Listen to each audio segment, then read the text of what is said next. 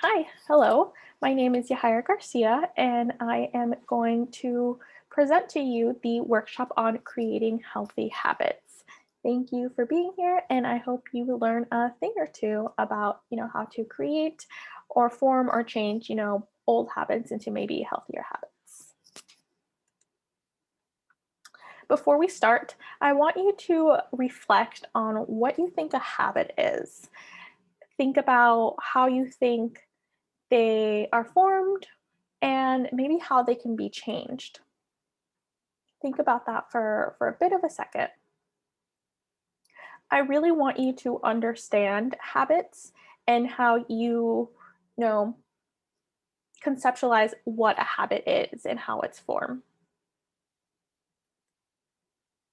According to Merriam-Webster, a habit is, a settled tendency or usual manner of behavior, an acquired mode of behavior that has become nearly or completely involuntary. It could also be characterized as an addiction. And the last,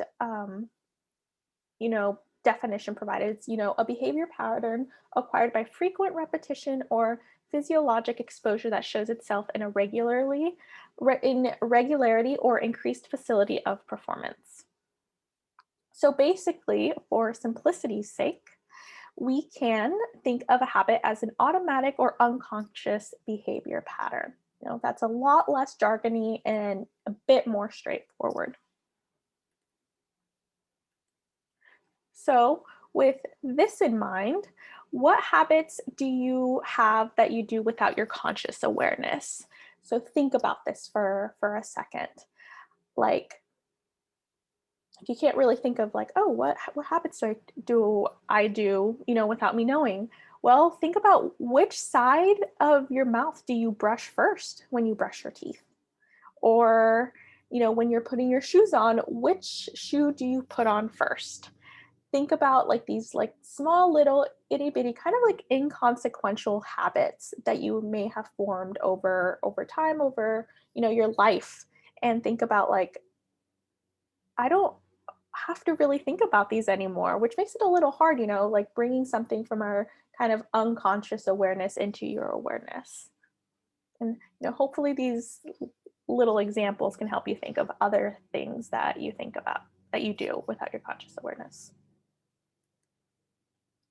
So, there's a lot of research around habit formation, and just the neurology behind it. A simple way to think about, habits are that they're really essentially a way to conserve energy. They're a biological function. All of this happens in the basal ganglia, which is a collection of subcortical nuclei, which is where which is what is put to work when we are, executing a habit. And habits are like a way in which we can kind of put ourselves into autopilot, even for a second, in order to conserve energy for more cognitively taxing activities. And habits are really, really a great thing to have. They're kind of like shortcuts. If we didn't have habits, we would really like consciously have to think of every little action that we do. Like, okay, I'm going to brush my teeth, going to put the toothbrush in my mouth, which side I'm going to have to, start with my bottom left, and then, bottom right, and then all these things. Like, in order, when we get into like autopilot, we just do it without thinking, right? And that allows us to put that energy into something else. A good example of how brains work to conserve energy, um, is thinking about a study done by MIT researchers. I mentioned before that the basal ganglia is at the center of habit making behaviors. Well, part of developing a habit is that decision making eventually ceases, and decision making is actually done in another part of your brain, the prefrontal cortex, which is also, fun fact, the last thing to develop, which is why, teenagers and young adults engage in much more risky behaviors than, full grown adults. But, that's besides the point. As A behavior becomes more and more automatic. The activity in the prefrontal cortex starts to slow down. And this was observed in a study where researchers put rats in shaped mazes, and a door would open after, a loud click. And the rats would wander around, and eventually they found, a piece of chocolate at one end of the maze. The researchers were monitoring the rats' brain activity through these experiences, and they noticed that during the first few rounds, both the regions of the prefrontal cortex and the basal ganglia were lighting up like, like a Christmas tree. But after several rounds of, the rats going through this maze, the brain activity in their brains got lower as they became more and more familiar with the maze. This is, because the rats no longer had to make decisions on where to go because of familiarity, which lowered the activity in the prefrontal cortex. And any habits that form in the basal ganglia also become less taxing on the brain overall. So again, this is reducing inactivity is actually, a real advantage, because if we didn't have the ability to develop habits, we would, need to learn how to walk or put our clothes on or make food, cook, everything every single day. And habits make us learn something once so that we can act things out without thinking. And so, again, as I kind of mentioned before, this frees up cognitive space for us to pay attention to other things.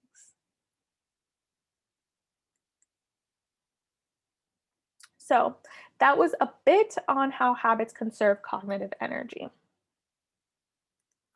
Now, operant conditioning, which includes positive and negative reinforcement, also plays a role in propelling habits, all of which also happens in the basal ganglia. So besides, habit formation, the basal ganglia also is associated with like a large variety of different functions, including, motor control, cognitive coordination, development of emotions, memories, and, pattern recognition. So when thinking of operant conditioning, um, you know, reinforcement, the function is that one can control or increase a behavior by either negatively or positively reinforcing that behavior. So, maybe a good example in order to kind of understand this a little better is thinking of children. One might provide, positive reinforcement to a child when they hang up their coat the right way after, getting into the house. You know, Positive reinforcement could be like, great job, that's amazing. The praise from, the person or the parent or the guardian, reinforces that good behavior. Negative reinforcement could be like getting scolded for going near a hot stove. The scolding could be, enough to keep a child away from the stove, and staying away from it can then be reinforced by positive reinforcement. All of this, which leads eventually to forming habits.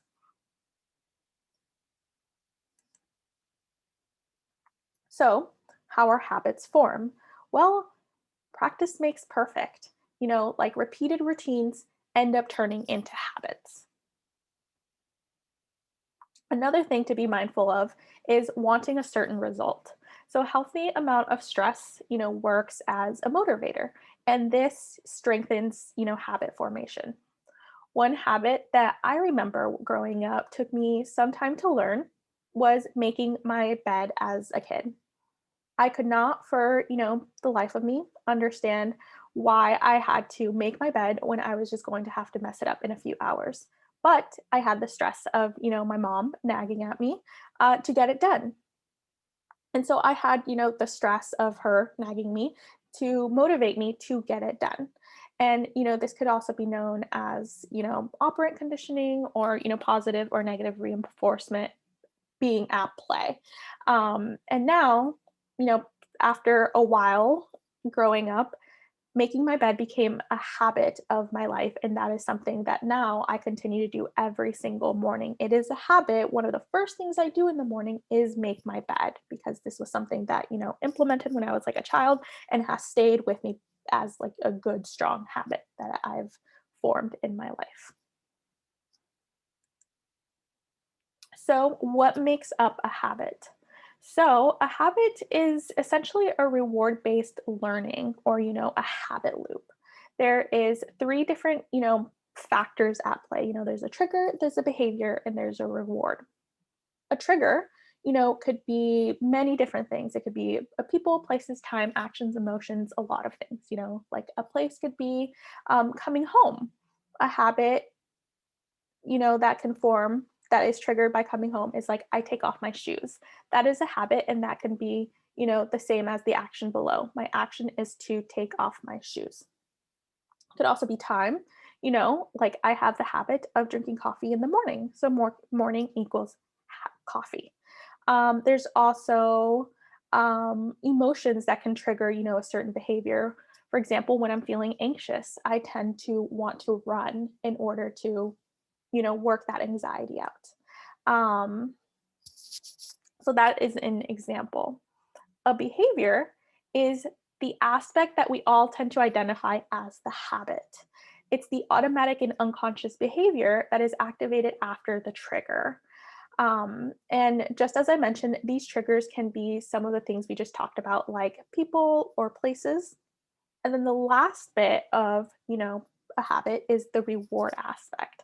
And this is the reason why habits get reinforced. There's a sense of pleasure that you get from a habit, whether it be emotional, mental, or physical.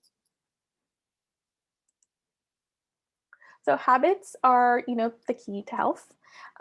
Good habits can lead to good health, and bad habits can lead to bad health. So I kind of, before we move on to, a little more, I want you to think of what habits do you connect with good health, and what habits do you connect with bad health? Think about that for just a couple of seconds. All right, great.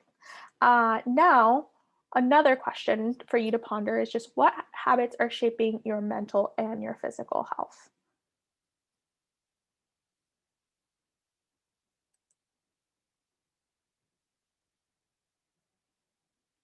Great. So just think about the answers that you thought about when answering these questions. How can habits be changed? Can they be changed? Think about like what you have tried before in order to change a habit. What worked? What didn't work? Do you have maybe a habit of working out or getting up at a certain time? Or maybe you have the habit of mindlessly scrolling on social media. Do you have the habit of drinking enough water during the day? Maybe you have the habit of biting your nails that you want to stop. That last one, learning to get out of the habit of biting my nails was so hard for me as, a kid, because that was something that I at some point in my life got in the habit of biting my nails, and it was hard, a hard habit to kick.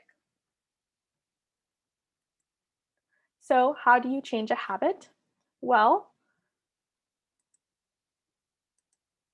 the trigger, changing the trigger to a certain habit is really hard and almost kind of impossible.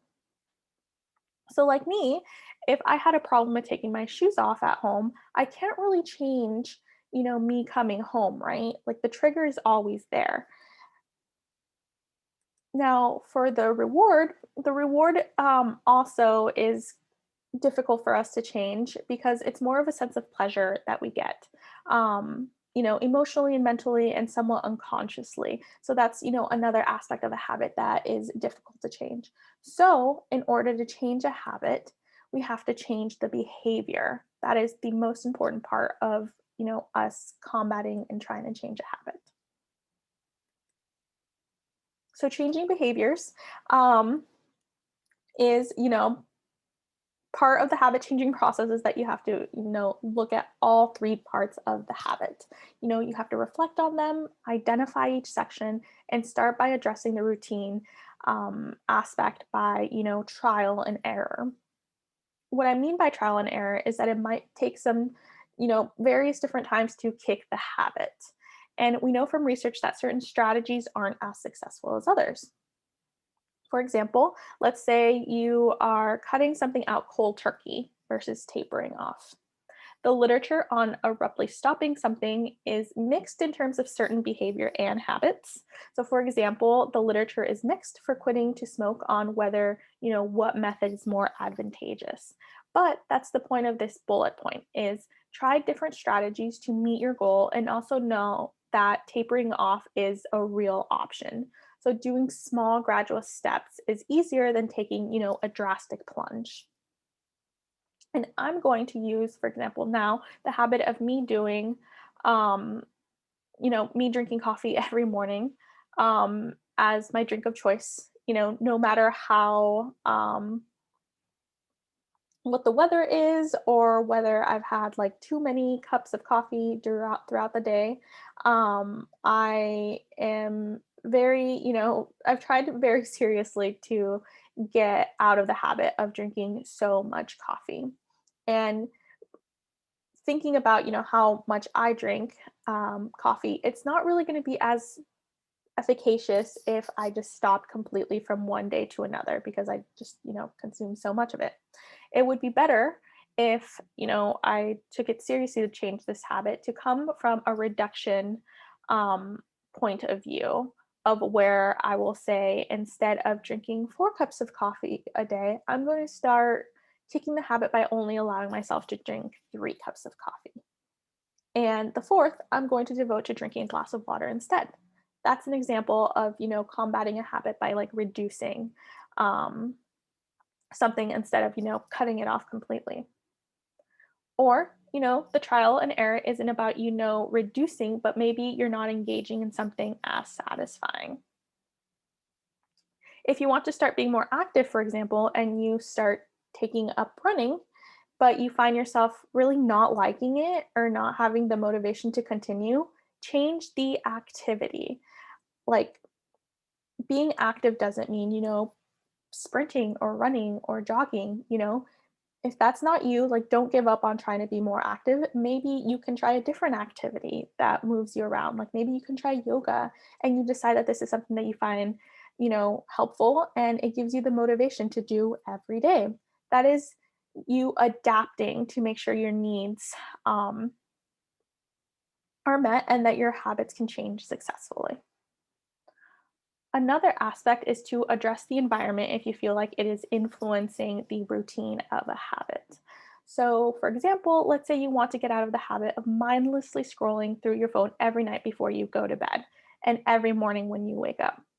One thing you can change in this routine is regarding your environment is not sleeping with your phone in your room. If you need it for an alarm, turn up the alarm so that you have it when you wake up or invest in an alarm clock. But in order to prevent you from mindlessly scrolling through your phone, before you go to bed and before you wake up, like just have your phone in a different room. Also, hold yourself accountable. Part of, changing your habits includes setting up goals for yourself. And accountability to yourself or to others provides you a bit of stress, helpful stress, and thus motivation to keep you on track. Be specific about, what habits you want to change, or what habits you want to form, and write it down. Write down like all 3 aspects, the trigger, the behavior, and the reward. Um, in order, to be very, very specific. And, if you if you believe that habits are, changeable and that your goals are going to be realistic, you're going to have, a better time achieving this habit. And if you share, this goal of changing your habits with other people, hopefully they'll keep you accountable. Like, hey, how is that going? Have you accomplished your goal? Another bit of maybe like a source of helpful stress. The next thing regarding changing your behaviors is keep your mindset in check. You know, have a growth mindset. Know that your habits and your thinking aren't static, that they're malleable and they can change, that you can change. That's very important. And the last thing is to be mindful. When trying to change a habit, be mindful of what is happening and what you're engaging in. I think it's easy to think broadly, like, oh, I want to stop eating so many bags of chips because I know they're not good for me. That's like pretty surface level thinking. Instead, focus on how you feel while you're eating the chips and how you feel after. What is going on in your mind? What is going on in your body? What kind of emotions does it bring up? It's interesting because I read some interesting stuff about how mindfulness is being used on smoking cessation. And one interesting study that I read about is about, an experiment where the researchers invited smokers to come into their lab. And the participants knew the study was on smoking cessation, but the researchers didn't make, the smokers stop smoking. Instead, they asked them to be more mindful of what was going on with them when they smoked. They asked them to pay attention to how it tasted, how it felt. And people reported back saying that the smoking tastes and smells bad, that it tastes like chemicals. And, they were being mindful of what was going on in their body as they smoked, and this ultimately impacted their behavior. So, that was a bit of, information regarding healthy habits, and hopefully you found it helpful. I want to just review some services available to UO students at University Counseling Services. So, if you are interested in visiting us, we provide consultations to students, to parents, to family members if they have any concerns about a student, short term individual therapy, and teletherapy. Let's Teletalk, which is in an informal, drop-in based way to talk to one of our therapists. We offer community and campus referrals, education prevention outreach, which is what you're currently participating in by watching this video, and we also have group therapy available to students. And if you have any more questions or you need to contact us, you can do so by calling us at 541-346-3227 or going to counseling.uoregon.edu. Lastly, if you're interested in knowing where we're located, we're at the Health Counseling and Testing Center building on the second floor, right across the street from Oregon Hall. So thank you for watching, and I hope you have a great day.